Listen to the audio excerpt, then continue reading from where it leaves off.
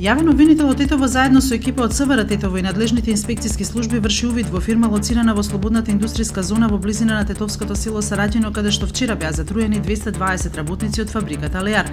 Работниците од технолошко развојната зона кај Тетово изминатата ноќ се пожалеле на симптоми на труење и биле примени во болниците во Тетово и Гостивар.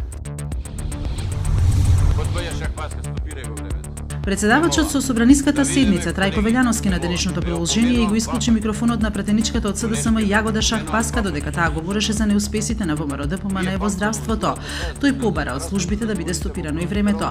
Велјановски на Шахпаска ја објаснуваше дека нејзиниот говор не бил процедурален бидејќи не зборела во рамките на деловникот.